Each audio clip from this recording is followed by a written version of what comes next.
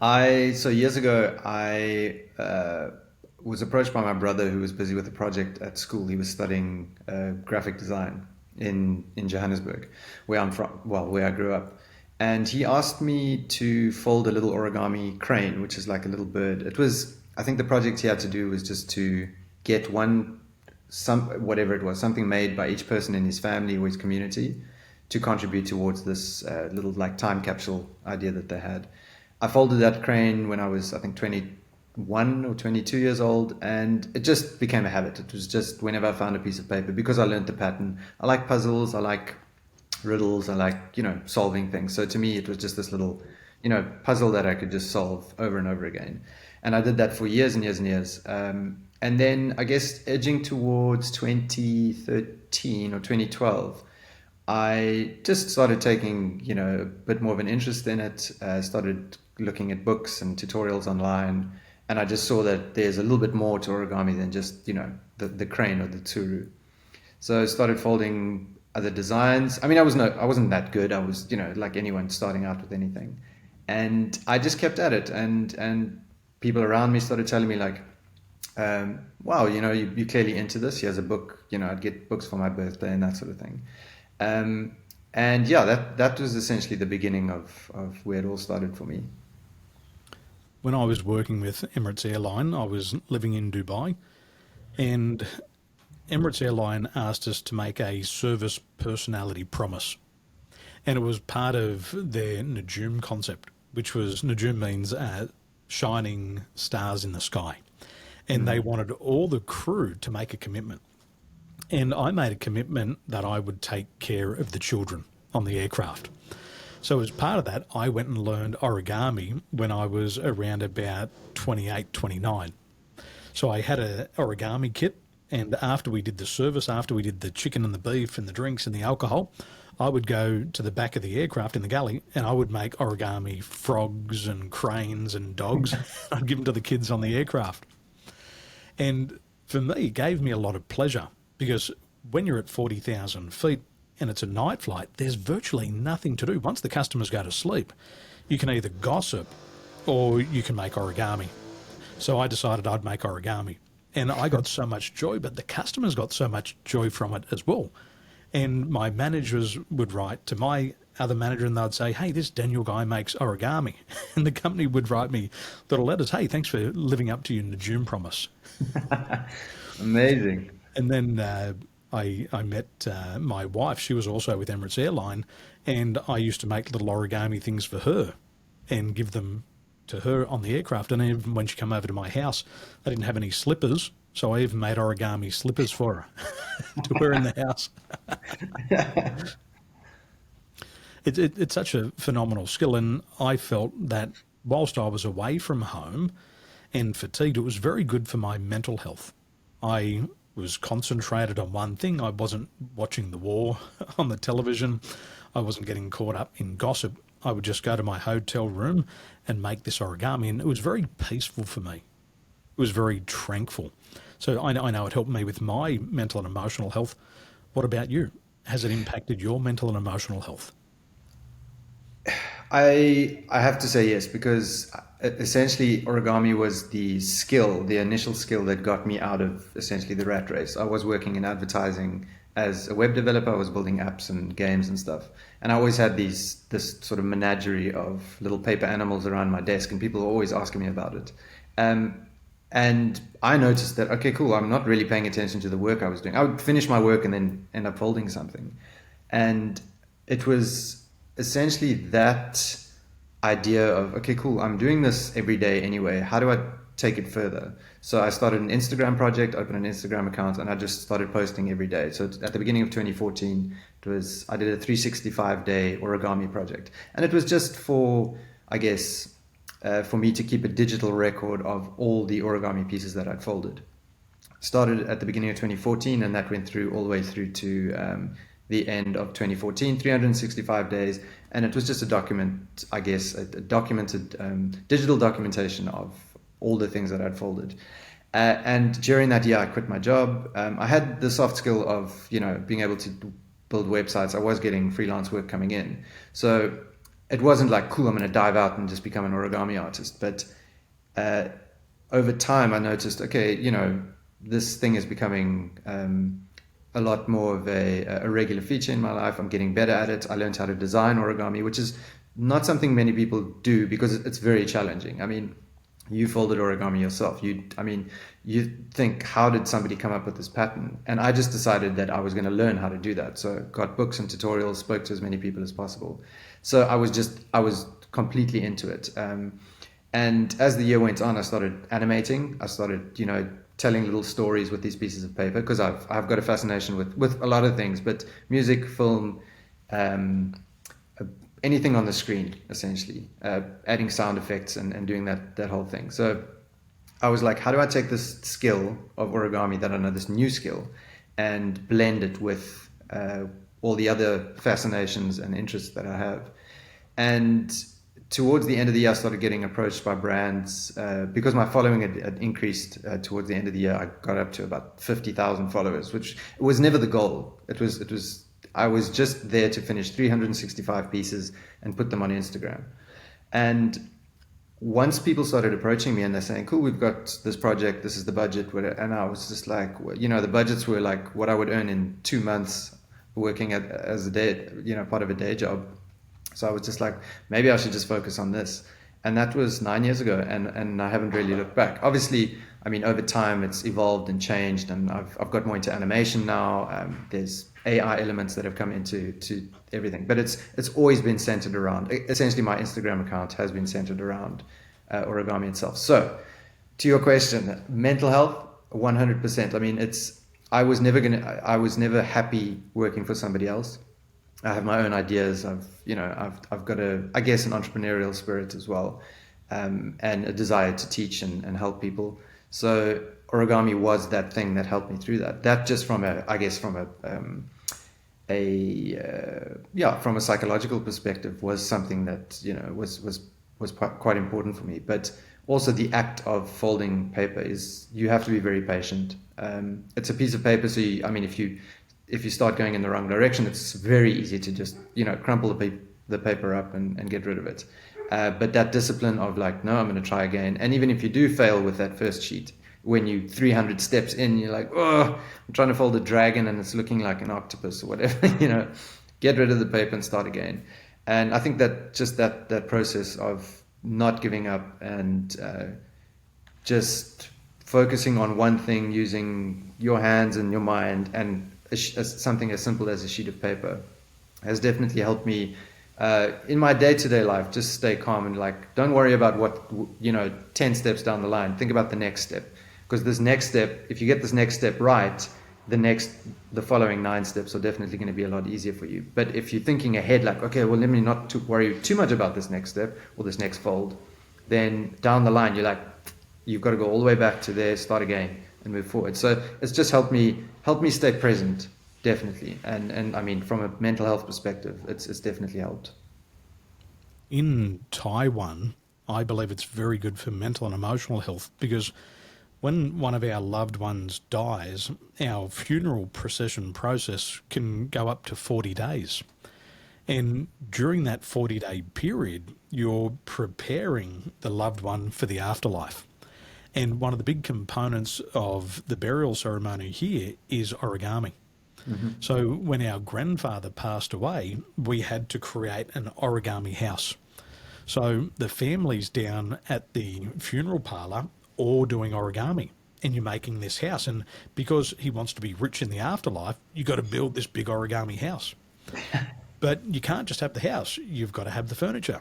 So the families down there at the funeral parlour, there must have been up to 20 of us at a time making origami.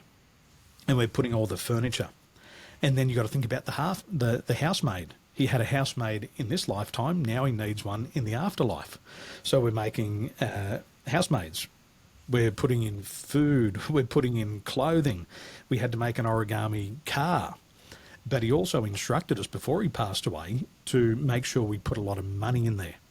So we make these origami gold blocks.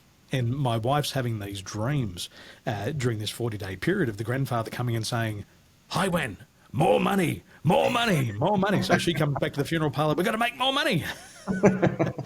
And you More just start to origami put blocks. these Yeah. these lotuses in and these intricate folds, and you are present.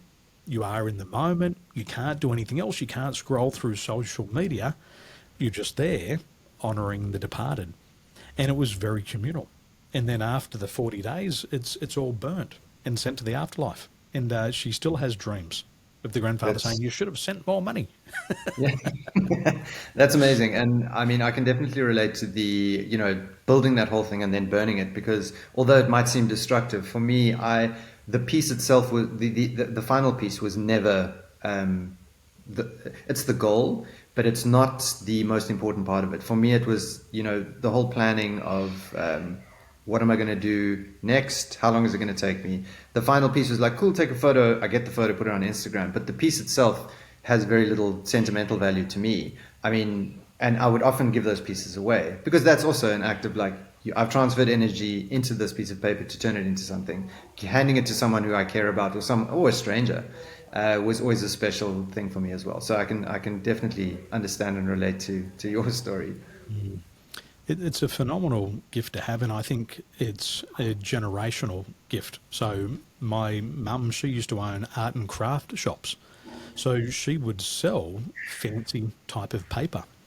And here in Taiwan, they have so many fancy types of paper from Japan, all for the folding. So when my mum comes from Australia to Taiwan, my daughter can take her to the specialised bookshops and they buy the specialised paper. And then Amazing. grandmother and granddaughter sit down and they're folding together. And you can see them. My daughter, she's very aggressive. She likes to win. She likes to do things right the first time, but she's got to develop that patience. And she's got the dexterity. But my mum, who's now coming into her 70s, doesn't have the dexterity like she used to. And so they're now helping one another out. Grandmother, slow down, do it like this. Yeah. Granddaughter, slow down, be patient. Don't tear the Yeah. paper. That's also a great thing about origami is that children pick it up a lot faster than adults do, especially adults that haven't really worked, been very crafty or creative or arty when they were younger. I've seen kids like, oh, just you explaining it to them, and the adults are like, whoa, whoa, whoa, whoa, okay, just can you slow it down, back up a bit. So yeah, beautiful story that you've got there. It's awesome. Many people I know, they have special skills, but I've heard it described that they look down on themselves. They say things like my daughter. People say to her, why are you painting? Why are you being an artist? You can't make money. And as a father, I'm like going, shut up.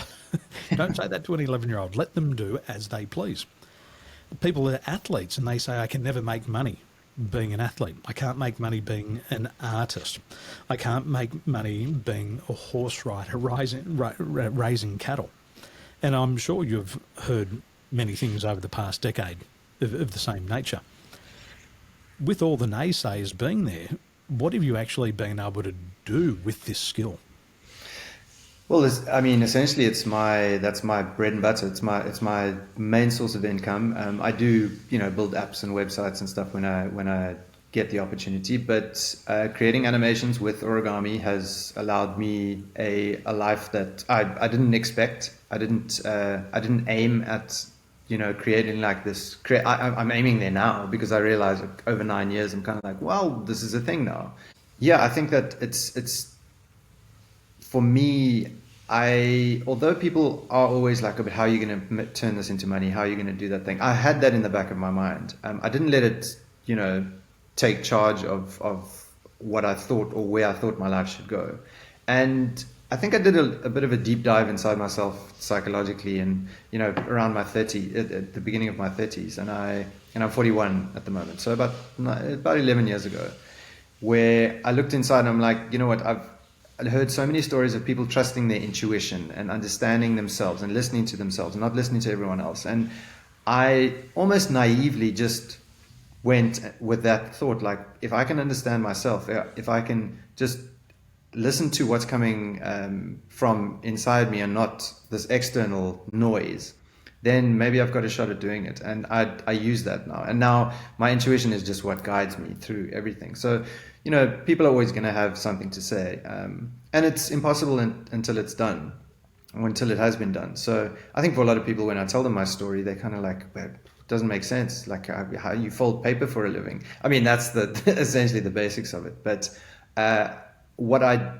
did, I think, for myself as well is I understood that if I am going to do this, I need to understand a little bit about business. I need to understand a little bit about money, about marketing, about connections, and how to package something and put it out there. So over time, all the jobs that I've had, all the people I've come into contact with, all the social media accounts I follow, like I've listened to all the things that I think subconsciously have allowed me to look, okay, cool, well, this is how you charge for something. This is how you break it down. Because people say, how do you charge for origami? How do you charge for an animation? So I went to people that have already done that, like, how do you charge for an animation? They say, cool, you break it down like this is how you do line items, and then understanding that with, understanding a little bit about cash flow and whatever. And this is not very common for creatives to go down that line, because they think, oh, cool, I'm going to do the thing, and, I'm just going to make money from it. And maybe you're fortunate enough to have someone around you who can take care of the rest of that, the administrative stuff. But for me, as a creative entrepreneur, my wife is the same. Also had to, do her creative thing, but learned everything from the ground up. I think that you owe that to yourself if you are going to attempt to try and do something creative in your life, because so many people I speak to that have gone down a creative, line or on a creative venture have fallen short because they're like, oh, I don't know how to charge. I don't know, how much is my work worth? It's like, well, it's worth what you are willing to ask for it. So put it out there, and if people are willing, someone is willing to pay for it, especially if you believe that your work is good enough to sell, then someone else will believe the same. And there's a lot of people on the planet. You've just got to find a way to get your work in front of them. And fortunately for me, I mean, yes, I hit the Instagram lottery or the social media lottery like early on. But again, and there's a lot of noise out there at the moment, but I do believe and I maintain that if you just stick to what it is you're doing, whether it's illustration or design or making shoes or whatever it is, you can turn that interest, that passion. I mean, passion is a loaded word. Am I passionate about what I do? I'm not sure. I'm still trying to work that out. But am I interested in what I do? Absolutely. And I follow that golden thread of interest until it takes me on to the next thing. But follow that, listen to yourself. Firstly, dig deep, find out who you are, understand who you are, and listen to that little voice inside you, because that's the voice that's going to get you to where you essentially want to go, and a place of happiness. It might not bring you tens of millions of dollars, which it hasn't for me yet, maybe down the line, but I'm still just trusting that the path that I'm walking is guided entirely by the influences that I've had that have gone inside myself and are now guiding me forward. As opposed to, I don't know where I'm going. Oh, that person says I must go there. Okay, cool. Which I've done in the past. It's because coming from a standard Western school environment or upbringing, it's like you go to school, you finish school, you study, you get a job, you get married, and that's the rest of your life. And I remember leaving school thinking, if I've got to do that, I don't know how my life is going to turn out. And as soon as I quit my job, it was like this turning moment inside myself. I was like, okay, I don't know why, but this feels good.